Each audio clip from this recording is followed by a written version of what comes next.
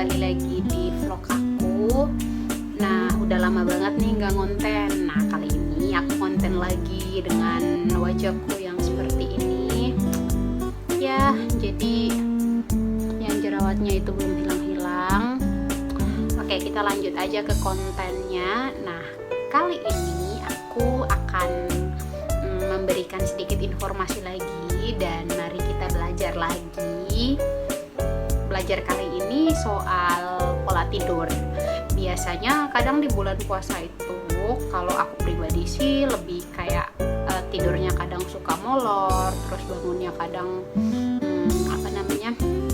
kadang nggak, karena sahurnya kan mulai jam 3 kan udah harus bangun gitu.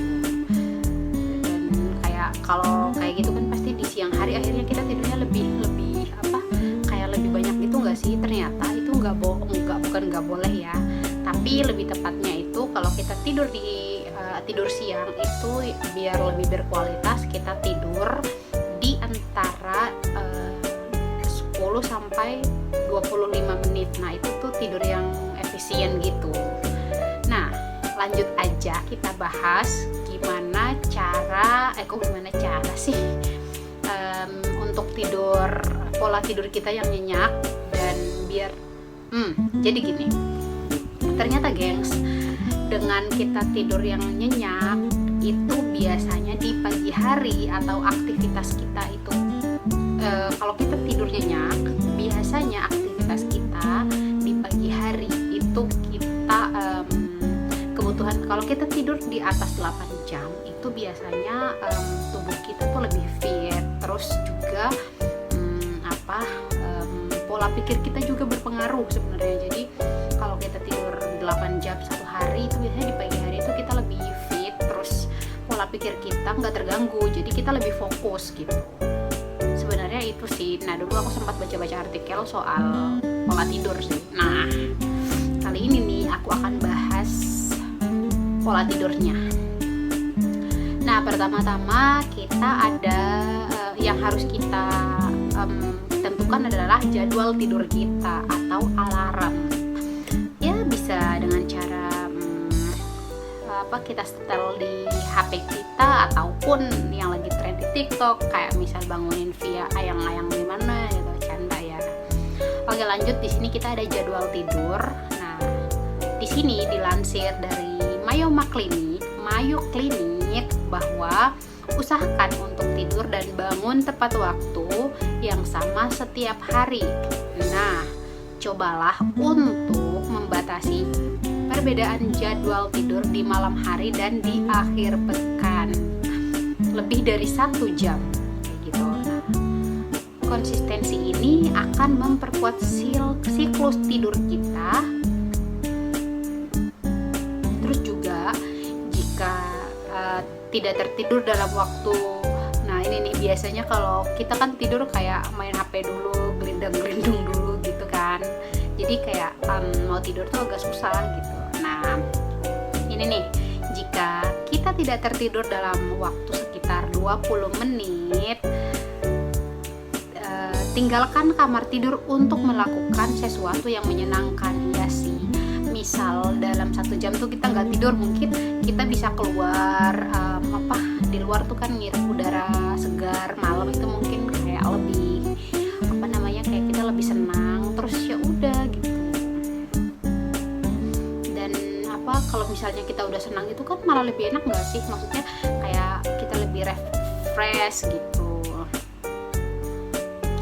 Terus juga ada yang namanya makanan dan minuman. Oke, untuk makanan dan minuman ini jangan tidur dalam keadaan lapar deh gengs. Kalau itu aku banget tuh, kalau tidur dalam keadaan lapar biasanya aku gak bakalan tidur. Dan bahkan dalam kekenyangan juga pun kita gak bisa tidur gitu. Dan kita harus hindari makanan berat dalam beberapa jam sebelum tidur. Ketidaknyamanan mungkin membuat seseorang tetap terjaga. Selain itu, waspadai nikotin, kafein, dan alkohol, karena efek stimulasi nikotin dan kafein membutuhkan waktu berjam-jam untuk hilang dan dapat merusak kualitas tidur kita, the gengs. Selanjutnya ada lingkungan. Nah, ciptakan ruangan yang sejuk. Mungkin kita bisa menggunakan kipas. Remang-remang juga itu sebenarnya membuat kita lebih kayak senang buat tidur gitu, cepat tidur. Gelap juga bisa, tergantung ya kita sukanya yang gelap, remang atau yang apa gitu. Dan ketenangan. Ada nggak the gengs yang kalau tidur suka ribut-ribut gitu? Nggak kan? Biasanya pasti kita butuh adalah ketenangan biar kita tuh tidurnya lebih enak gitu. Karena pertama, paparan cahaya mungkin akan membuat kita lebih sulit tidur, dan melakukan aktivitas yang menyenangkan sebelum tidur seperti mandi atau menggunakan teknik relaksasi dapat meningkatkan kualitas tidur. Tapi kalau misal malam kayaknya aku agak-agak ngeri, gimana ya kalau nyaranin untuk kualitas mandinya tuh aku sih kurang setuju ya sama pendapat itu. Mungkin kita bebersih muka, kayak kalau cewek mungkin skincarean, cuci muka, skincarean gitu kan biar relax aja gitu. Tapi kalau mandi kayaknya aku kurang saranin ya. Selanjutnya, batasi tidur siang.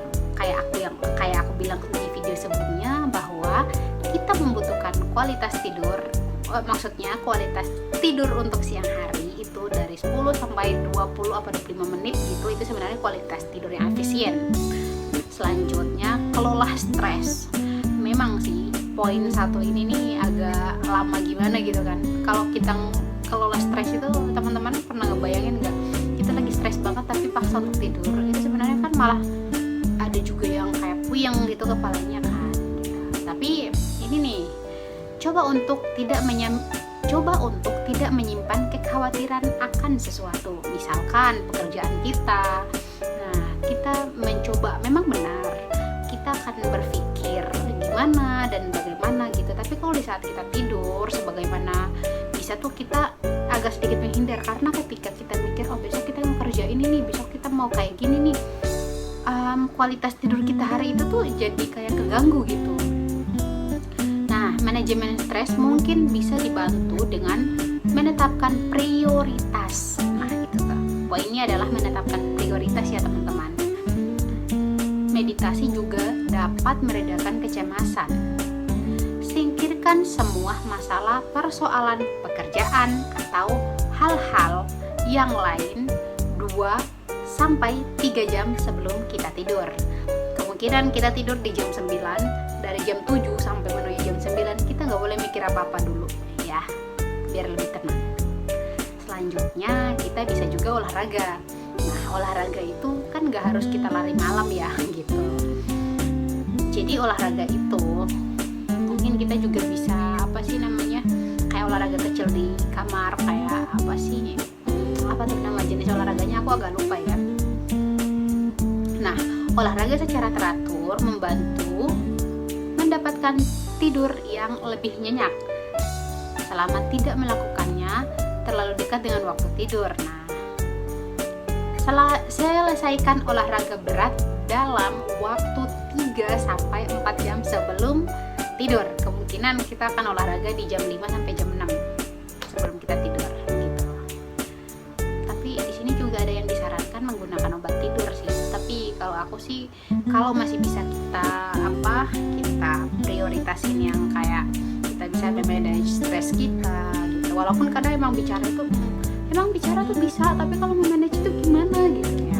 Sebenarnya kembali ke kita lagi sih gitu, cara memanage diri kita sendiri seperti apa agar kita bisa nyenyak, terus kita bisa tidur dengan baik sehingga bisa menghasilkan kualitas tidur kita yang baik, dan besok kita akan bekerja bisa dengan lebih fokus, lebih tenang, bisa mengamati sebuah permasalahan itu dengan baik karena otak kita itu juga sudah mulai rileks begitu. Sekian dari informasi aku. Nanti kita akan ketemu lagi di next video. Bye.